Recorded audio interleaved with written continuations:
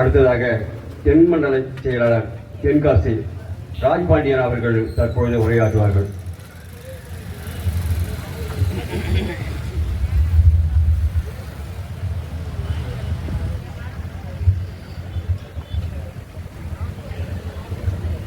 அன்பிற்குரிய தோழர்களே, தமிழர் நீதி கட்சி ஏர் உழவர் சங்கம் நடத்துகின்ற இந்த மே தின பொதுக்கூட்டம் மற்றும் கோரிக்கைகள் வலியுறுத்தி நடத்துகின்ற இந்த பொதுக்கூட்டத்திற்கு வருகை தந்திருக்கக்கூடிய தமிழர் நீதி கட்சியினுடைய பொறுப்பாளர்களே, பொதுமக்களே, உங்கள் அனைவருக்கும் தமிழர் நீதி கட்சியின் சார்பாக நன்றிகளையும் வணக்கங்களையும் தெரிவித்துக் கொள்கிறேன். இந்த மே தினம் என்பது சாதாரணமாக நமக்கு கிடைத்து விடவில்லை. 1800களில் ஐரோப்பிய நாடுகளில் தொழில் வளர்ச்சி ஏற்பட்டது. அதற்கு முன்பெல்லாம் விவசாயத்தை அடிப்படையாகத்தான் வைத்து மக்கள் வாழ்ந்து வந்தார்கள். அப்ப தொழில் வளர்ச்சி ஏற்பட்டு தொழிலாளர்கள் பெருமளவு பயன்படுத்தப்பட்டார்கள். அப்படி பயன்படுத்தப்படும் போது 15 மணி நேரம் 18 மணி நேரம் அவர்களுக்கு ஓய்வில்லாத ஒரு நிலை, தொழிலாளர்களுடைய உழைப்பை சுரண்டி ஒரு வர்க்கம் மிகப்பெரிய அளவில் செல்வந்தர்களாக ஆனார்கள். அப்படிப்பட்ட நேரத்தில் தான்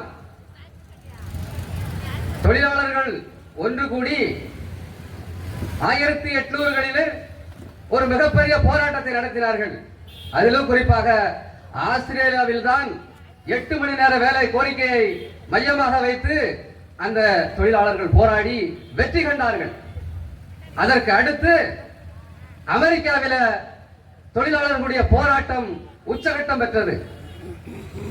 அங்கேயும் கிட்டத்தட்ட ஆயிரக்கணக்கான தொழிலாளர்கள் ஒன்று கூடி பேரணி நடத்தி அந்த அமெரிக்க அரசை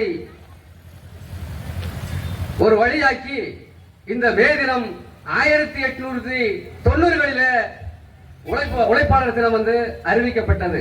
சர்வதேச உழைப்பாளர் தினம். இன்றைக்கு நம்ம மட்டும் கிடையாது, தமிழ்நாட்டில் மட்டும் கிடையாது, உலகம் முழுவதும் இந்த தொழிலாளர் தினம் கொண்டாடப்படுகிறது. அதற்கு அடிப்படையாக இருந்தவர் தோழர் கார்ல் மார்க்ஸ் அவர்கள். கார்ல் மார்க்ஸினுடைய தத்துவம் தான் இந்த தொழிலாளர்களுடைய உரிமையை கேட்டு போராடுவதற்கு தூண்டியது. 18ஆம் நூற்றாண்டுகளில் ஒரு தத்துவம் உருவாகிறது. அது என்ன, பல தத்துவங்கள் உருவாச்சு. அதாவது நம்முடைய வாழ்வியலுக்கு அடிப்படையாக இருப்பது என்ன, மனித குலம் இந்த அளவுக்கு பின்னடைவதற்கும் சமூகம் வளர்ச்சி பெறுவதற்குமான அடிப்படையான இருப்பது என்ன என்கின்ற கேள்வி மனிதனுடைய சிந்தனைகளில் தோன்றியது. அப்பொழுதுதான் கார்ல் மார்க்ஸ் அவர்கள் ஒரு தத்துவத்தை அவர் பல்வேறு அறிஞர்களுடைய அந்த சாராம்சத்தை எடுத்துக்கொண்டு மூலதனம் எனும் நூலை அவர் எழுதுகிறார். அதனுடைய அடிப்படை என்னவென்றால் இயக்கவியல் பொருள் முதல்வாதம். இது அடிப்படையாக வச்சுதான், அது வந்து ஒரு அறிவியல் சயின்ஸ்.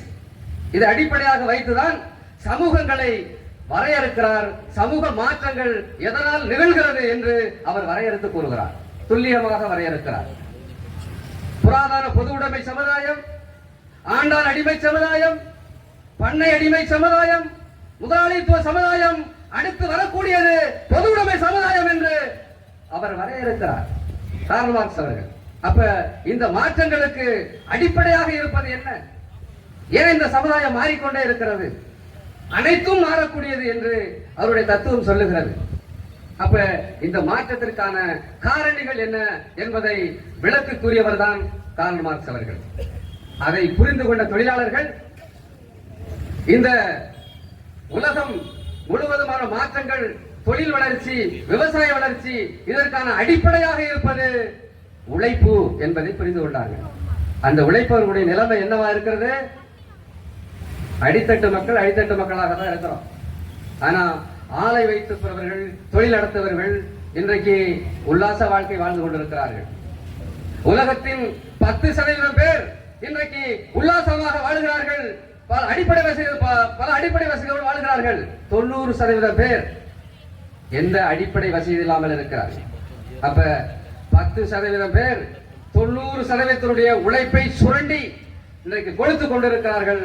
அதற்குத்தான் ஒரு தீர்வை தோழர் கார்ல் மார்க்ஸ் அவர்கள் ஏற்படுத்தினார். சுரண்டலை ஒழித்து பொது உடைமை சமுதாயத்தை ஏற்படுத்த வேண்டும். அப்படி ஏற்படுத்தினால்தான் இந்த சமுதாய அமைப்பு முறை சரியான ஒரு வழியில இயங்கும், ஏற்றத்தாழ்வற்ற ஒரு நிலை ஏற்படும் என்று கார்ல் மார்க்ஸ் அவர்கள் இந்த இயக்கவியல் பொருள்முதாத அடிப்படையில் மூலதனம் எனும் நூலை எழுதினார். சரி, எல்லாம் சரிதான். இன்றைக்கு தமிழ்நாட்டினுடைய நிலைமை என்ன? அதாவது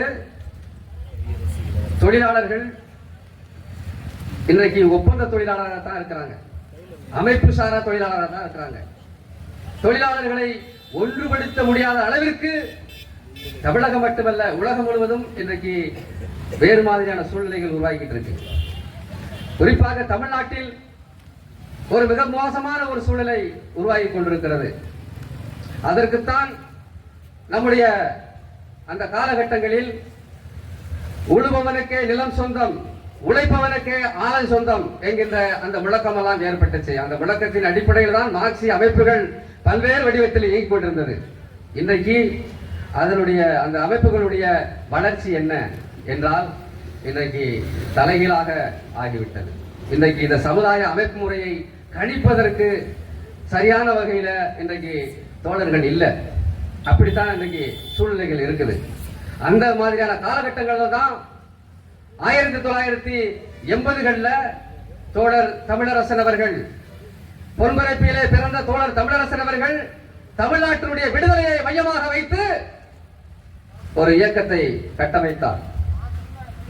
தமிழ்நாடு தமிழருக்கே என்று பெரியார் அவர்கள் சொன்னதை தோழர் தமிழரசன் அவர்கள் பற்றி கொண்டு தன்னுடைய வழிகளிலே அவர் பயணித்தார். அப்படிப்பட்ட பயணங்கள் தான், அதாவது இங்கே வர்க்க விடுதலையா முதன்மை, தேசிய இன விடுதலையா என்கின்ற அந்த கருத்தின் அடிப்படையில் இங்கே நாம் தேசிய இன விடுதலை தான் முதன்மை என்கின்ற அடிப்படையில் தோழர் தமிழரசன் அவர்கள் தமிழ்நாடு விடுதலை படை என்கின்ற ஒரு அமைப்பை கட்டமைத்தார். அப்ப இதுல நம்ம என்ன புரிஞ்சுக்கணும் அப்படின்னா, இன்றைக்கு தமிழ்நாட்டுடைய சூழலை புரிந்து கொள்ள வேண்டும். தமிழ்நாட்டு எது முதன்மையாக இருக்கிறது, இந்த சமத்துவ சமுதாயம் அடைவதற்கு எது தடையாக இருக்கிறது என்பதை நாம் புரிந்து கொள்ள வேண்டும். அப்படி புரிந்து கொண்டால் மட்டும்தான் இங்கே எதை முதன்மையாக வைத்து நாம் அமைப்பை நடத்துவது என்கின்ற அந்த செயல் வரும். அந்த செயலை இன்றைக்கு எடுத்து செய்யக்கூடிய தமிழர் நீதி கட்சியினுடைய தேவை இன்றைக்கு அதிகரித்திருக்கிறது. தமிழர் நீதி கட்சி தான் இன்றைக்கு அந்த வழியில் தேசிய இன விடுதலையை மையமா வச்சு செயல்படக்கூடிய ஒரு அமைப்பாக அது இருக்கிறது. தமிழர் நீதி கட்சியை நாடி வருபவர்கள் இன்றைக்கு அதிகரித்திருக்கிறார்கள். ஏனென்றால் ஒரு சரியான வழிகளில தமிழர் நீதி கட்சி பயணித்துக் கொண்டிருக்கிறது. தமிழருக்காகவும் தமிழர் நலன்களுக்காகவும் தொடர்ச்சியாக போராடி கொண்டிருக்கின்ற ஒரு இயக்கம்தான், அதுவும் மார்க்சிய அடிப்படையில் தேசிய இன விடுதலையை முதன்மையாக கொண்டு இயக்குகின்ற ஒரு இயக்கம் தான், கட்சி தான் தமிழர் நீதி கட்சி. அந்த நீதி கட்சியில நாமெல்லாம் பயணிக்கிறோம் அப்படின்னு நினைக்கிற போது உண்மையிலே மகிழ்ச்சி. அப்ப வரக்கூடிய காலங்கள் நம்முடைய காலம், சமூகம் மாறிக்கொண்டே இருக்கிறது என்று கார்ல் மார்க்ஸ் சொன்னதை போல நமக்கான காலம் வரும், நிச்சயமாக மாற்றம் ஏற்படும். நாம் இந்த தமிழர்கள் அரசாளக்கூடிய ஒரு நிலைமை ஏற்படும். அந்த நிலைமையை தமிழர் நீதி கட்சி ஏற்படுத்தும் என்று சொல்லி விடைபெறுகிறேன். நன்றி.